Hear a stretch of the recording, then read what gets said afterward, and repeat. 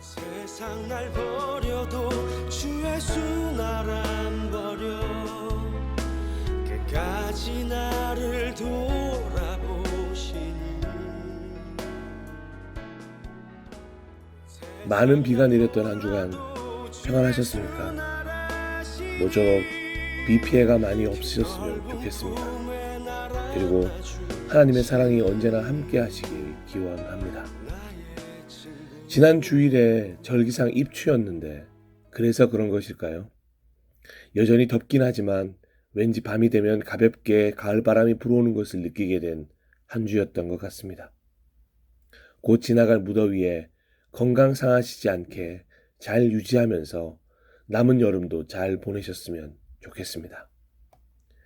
오늘 8월의 두 번째 주일 저희 살아나서 살리는 교회에 주시는 하나님의 말씀은 야고보서 1장 26절을 본문으로 하여 잔소리입니까? 조언입니까? 라는 제목의 말씀입니다. 어떤 말씀인지 궁금하시죠? 궁금하면 500원이 아니고 본문부터 읽고 함께 나누도록 하겠습니다. 누가 스스로 경건하다고 생각하면서도 혀를 다스리지 않고 자기 마음을 속이면 이 사람의 신앙은 헛된 것입니다. 아멘. 여러분은 잔소리를 좋아하십니까? 조언을 좋아하십니까? 이런 질문은 어쩌면 물어보나 마나한 질문일 것입니다. 물론 잔소리든 조언이든 대부분 다 나를 위한 말이라는 것을 잘 알고 있습니다. 하지만 저는 잔소리를 좋아하지 않습니다. 당연히 조언이라고 느껴지는 언어가 좋습니다. 저뿐만 아니라 대부분의 사람들이 조언이라는 언어를 더 선호할 것입니다.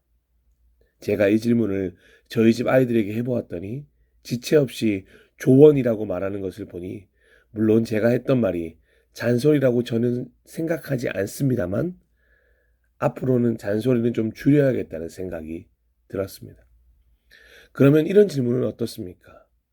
누군가에게 어떤 이야기를 해주어야 할 때에 여러분의 언어는 듣는 이가 느끼기에 잔소리일까요?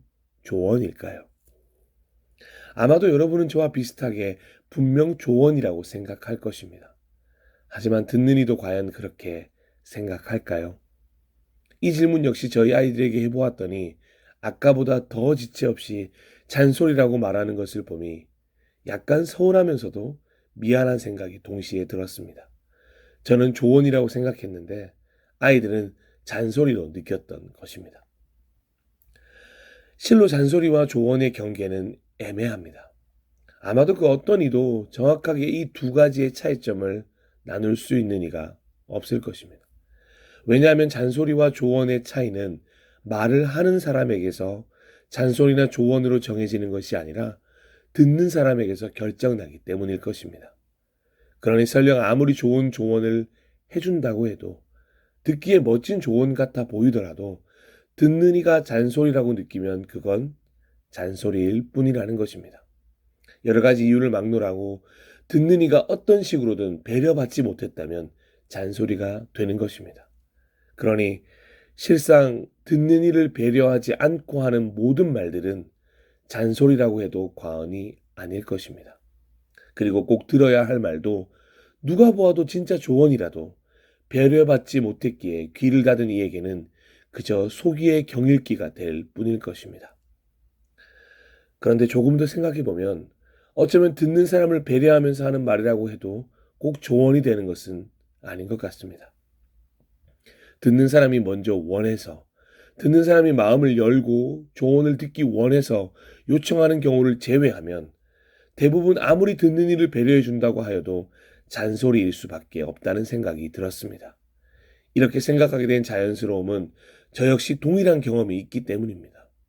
제 자신에게 대입해 보아도 그렇게 생각되는 걸 보아서 실상 듣는 이가 원할 때 해주는 말이 조언이고 그 외에는 잔소리라고 볼 수 있는 것입니다. 메이저리거였던 박찬호 선수나 개그맨 김영철 씨만큼 TMT, 투머치 토크라고 하죠. 그렇게 알려진 존재가 있다면 바로 그리스도인이 아닐까 저는 생각이 들 때가 있습니다. 실로 그리스도인들은 좋은 뜻으로든 나쁜 뜻으로든 말이 많습니다. 그런 생각이 들었던 일화를 하나 들려드리겠습니다. 대학 시절 서울 명동에 갔을 때의 일입니다. 당시 태어나서 처음으로 말로만 듣던 명동에 가본 것이라 마음이 얼마나 들떠 있었는지 모릅니다. 하지만 결론적으로 그날 하루를 돌아보면 명동에 있던 내내 마음이 계속 불편했습니다. 왜냐하면 길거리에서 전도를 하시던 아주머님 때문이었습니다.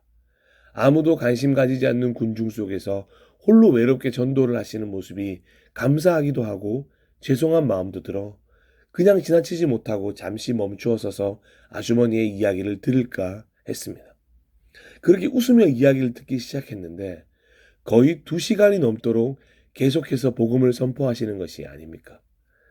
저도 그리스도인이라고 말해도 안 들으셨습니다. 어느 정도 들었다는 생각이 들어서 네, 감사합니다 하고 가려고 해도 제 팔을 잡고 계속 이야기를 이어가셨습니다. 제가 어떤 말을 해도 듣지 않으시고 계속해서 본인의 이야기만 하시는 아주머니셨습니다. 그렇게 도저히 그 아주머니를 냉정하게 뿌리치지 못해 2시간을 그 자리에 서서 들었습니다. 평소에 제가 좋아하는 성경 이야기를 해주시는 것이었지만 기분은 점점 나빠졌습니다. 좋은 소식이라고 말하고 계셨지만 점점 저에게는 너무나도 짜증나는 이야기로 변해가고 있었습니다. 제 표정은 점점 일그러져 가고 이윽고 화가 나기 시작했습니다. 하지만 그 아주머니에게는 어떠한 행동도 하지 않아야 했으니 속으로 삭혀진 화 때문에 어떻게 해야 할지 몰랐던 그때가 있었습니다.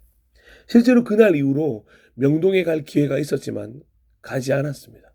또 똑같은 일이 생길지도 모른다고 생각했기 때문입니다. 그런데 그 비단 그 아주머니뿐만이 아니었습니다. 신학교를 들어가 더 많은 그리스도인들을 접할수록 열정적인 그리스도인일수록 꽤 말이 많다는 것도 알게 되었고 또한 잔소리가 엄청 심하다는 것을 알게 되었습니다.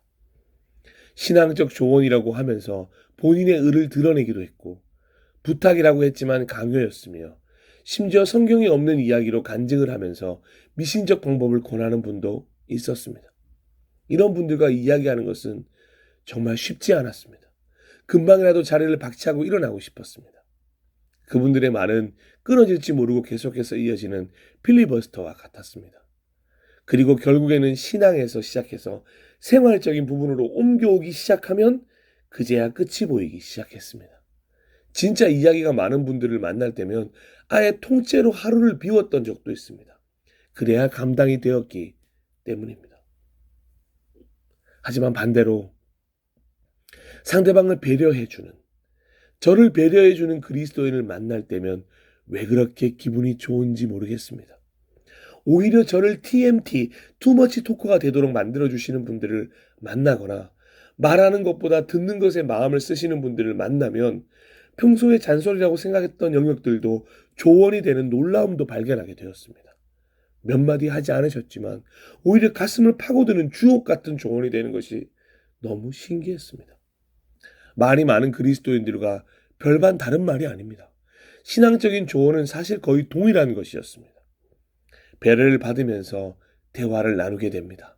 내가 진심으로 상대방의 조언이 듣고 싶어지면서 질문하게 됩니다. 그리고 그 질문에 성심성의껏 대답해 주십니다. 거기서 깨닫게 되었습니다. 바로 그 대답이 조언이라는 것을. 그러니 실상 듣는 이가 오히려 말할 수 있게 만들어 줄 때 잔소리가 아니라 조언이 된다는 것 또한 알게 되었습니다. 다음 말씀은 많은 이들이 기도할 때 인용하는 사무엘의 유언과도 같은 선포입니다. 사무엘상 12장 23절입니다. 나는 당신들이 잘 되도록 기도할 것입니다. 내가 기도하는 일을 그친다면 그것은 내가 하나님께 죄를 짓는 것입니다. 그런 일은 없을 것입니다. 오히려 나는 당신들이 가장 선하고 가장 바른 길로 가도록 가르치겠습니다. 그런데 이 말씀을 묵상하면 묵상할수록 저에게는 이 사무엘의 선포가 조언으로 들리지 않고 잔소리로 들리게 된 것을 느끼게 되었습니다. 왜 이런 마음이 들었는지 더 자세하게 본문을 묵상해 보기로 했습니다. 사실 사무엘은 말이 많은 인물이 아니었습니다. 그런데 하나님의 명령대로 사울에게 기름을 부어 세우면서 자신과 자신의 아들들의 통치를 받기를 거부한 이스라엘 백성에 대하여 서운했던 마음을 사무엘상 12장에서 쏟아내고 있다는 것을 발견하게 되었습니다. 그래서 분명히 이스라엘 백성에게 해주는 조언임에도 불구하고 잔소리처럼 들린 것입니다. 왜냐하면 이스라엘 백성을 위한 마음이 아니라 사무엘 자신의 마음을 생각하며 이야기하고 있기 때문입니다. 시간이 되신다면 사무엘상 12장에 등장하는 사무엘의 언어들을 잘 살펴보십시오. 평소의 사무엘의 모습이 아닌 것을 발견하게 되실 것입니다. 그리고 사무엘상 11장을 보니 처음에는 크게 인정받지 못하다가 길르앗 야벳의 사람들을 구하기 위한 전쟁에서 드디어 두각을 나타낸 사울 왕을 다시 한번 이스라엘 왕으로 새롭게 선포하기 위해 사무엘은 모든 백성을 길갈에 모이게 하였습니다. 하지만 그렇게 모인 이들 앞에서 사울 왕에 대한 선포는 단 한 구절뿐이었습니다. 사무엘상 11장 14절에서 15절입니다. 사무엘이 백성들에게 말하였다. 우리가 길갈로 가서 사울이 우리의 왕이라는 것을 거기에서 새롭게 선포합시다. 그래서 온 백성이 길갈로 가서 그곳 길갈에 계시는 주님 앞에서 사울을 왕으로 세웠다. 그들은 거기에서 짐승을 잡아서 주님께 화목제물로 바쳤다. 거기에서 사울과 모든 이스라엘 사람들이 함께 크게 기뻐하였다. 아멘. 그리고 이어지는 사무엘상 12장을 통틀어 자신이 그동안 하지 못했던 말을 하는데 꽤 긴 시간을 쓰고 있는 사무엘을 찾아볼 수 있습니다. 어쩌면 그렇게 길갈로 모이게 했던 이유가 사울왕 때문이 아니라 사무엘 자신의 섭섭함을 전하려고 한 것이라는 생각마저 들었습니다. 그래서 사무엘상 12장이 저에게는 사무엘의 잔소리 장으로 들리고 그토록 유명한 구절인 12장 23절이야말로 잔소리의 종집을 하고 생각이 든 것입니다. 실로 사무엘상 12장은 사무엘의 하소연의 장이 됩니다. 그리고 그 하소연 같기도 하고 유언 같기도 하고 조언 같기도 한 잔소리의 마지막에 했던 말이 바로 23절 말씀입니다. 다시 한번 읽어보도록 하겠습니다. 나는 당신들이 잘 되도록 기도할 것입니다. 내가 기도하는 일을 그친다면 그것은 내가 하나님께 죄를 짓는 것입니다. 그런 일은 없을 것입니다. 오히려 나는 당신들이 가장 선하고 가장 바른 길로 가도록 가르치겠습니다. 그런데 사무엘이 말하고 있는 소위 기도하지 않는 죄라는 죄는 결코 율법에도 성경 어디에도 등장하지 않습니다. 하지만 사무엘은 그런 말을 만들어냅니다.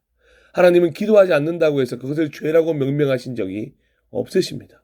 하지만 사무엘은 기도하지 않는 죄라는 것을 만들어 명명하면서 은근히 자신의 신앙을 자랑했고 이런 하나님의 사람인 자신을 내치고 왕을 요구한 이스라엘 백성들이 후회하게 될 것이라고 엄포를 놓고 있는 듯 보이기까지 했습니다.